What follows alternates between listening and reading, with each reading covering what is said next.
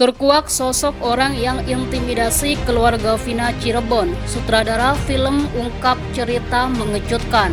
Ternyata suruhan orang ini. Bilangnya kenapa dipersetujukan dibikin film. Ini kan udah maksudnya kasusnya udah tutup nih. Kenapa dibikin film yang ada nanti bikin ramai lagi gitu. Saya bilang ini kan hak saya keluarganya. Yang punya hak kan saya. Kenapa kok dilarang? Terserah saya dong, mau setuju atau enggak, saya bilang. Kita bilangnya oknum ya, saya beberapa orang mengaku polisi dan menghentikan syuting. Mereka minta skenario, mana izin, kita mau lihat mana izin, mana skenario, gimana. Akhirnya lagi kita handle itu, kita mencoba cari beberapa koneksi yang dekat dengan polisi yang sana, telepon beberapa orang dari Kapolres begitu terbantu dia, ditanya siapa ini, begitu tanya mereka, kemudian tetapi siapanya lagi tidak. Jadi ini ada pihak-pihak yang tidak suka mungkin video.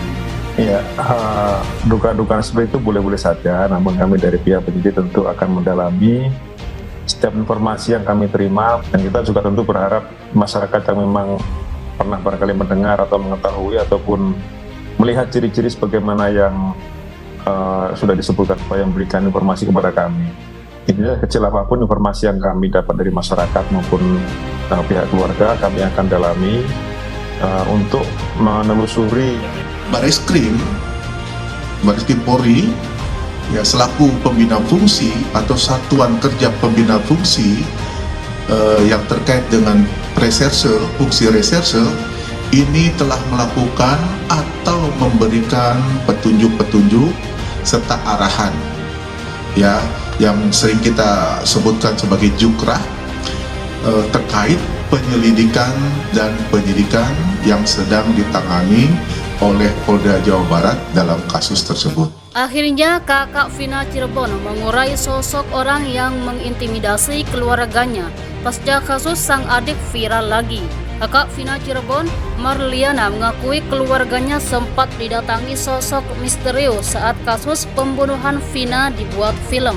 Bak tak ingin kasus Vina Cirebon kembali diusut, sosok misterius tersebut sempat melarang keluarga untuk menyetujui kasus Vina dibuat film. Cerita yang diurai Marliana itu sontak ditanggapi penyidik Polda Jabar.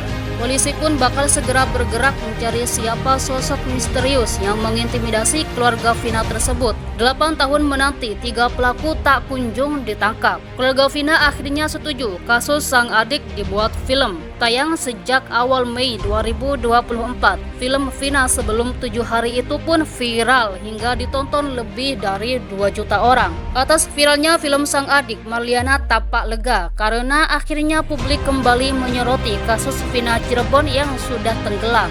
Namun diakui Marliana, ia sempat mendapatkan intimidasi dari sosok misterius. Sosok tersebut sempat mendatangi rumah keluarga Vina dan bertanya kenapa keluarga setuju kasus Vina dibuat film. Ada yang datang dengan tujuan ngapain dibikin film, itu bikin nama jelek. Saya bilang, saya nggak bikin nama jelek, saya ngomong sebenarnya. Jelek di mananya? Kalau nggak mau dinilai jelek, tunjukin dong 3 pelakunya siapa. Dia kayak nganu main HP gitu, terus pergi.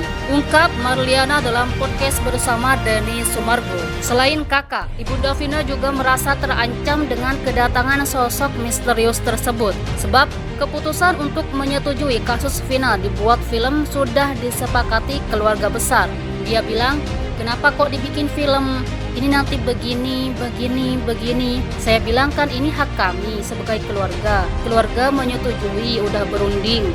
Jadi itu 100% keputusan kami. Emangnya kenapa? Imbuh Marliana dalam tayangan TV One News. Saat datang ke rumah Vina, sosok pengintimidasi itu tidak menyebut identitasnya. Akhirnya dia pergi, dia kasih semacam peringatan aja. Dia nggak nunjukin identitas, nggak nyebutin namanya, kata Marliana. Dengan ciri-ciri dan wajah 2 orang pengintimidasi tersebut, ternyata orang yang mengintimidasi keluarga Vina adalah berjenis kelamin pria.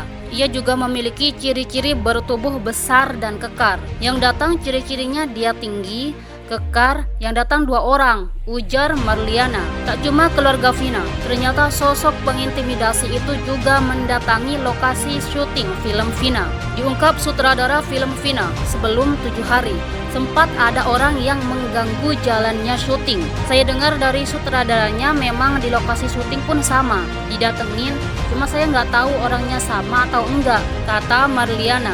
Sutradara bilang, oh iya sama mbak, di lokasi juga didatangi.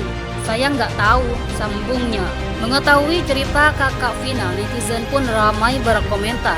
Publik menduga pengintimidasi adalah orang yang tahu sosok 3 pelaku buron. Harus ini 2 orang misterius yang datengin kakak almarhumah Vina yang diinterogasi. Sepertinya dia tahu keberadaan tersangka. Aduh, sayang ya nggak difoto orang yang datang ke lokasi syuting dan datang ke rumah. Sementara itu, cerita yang diurai Marliana soal sosok pengintimidasi segera ditanggapi pihak kepolisian. Polda Jabar Kombes Pol Surawan menyebut pihaknya akan segera meminta keterangan dari keluarga almarhumah Vina. Kita mendalami dari pihak keluarga, akan kita minta keterangan lebih jauh lagi, terutama ciri-ciri orang yang mendatangi pada saat pembuatan film, mengintimidasi supaya tidak dilakukan pembuatan film. Dari mana mereka? Ungkap Kombes Pol Surawan. Tak hanya itu, penyidik saat ini masih berusaha mendapatkan informasi soal 3 pelaku pembunuhan Vina Cirebon yang masih buron.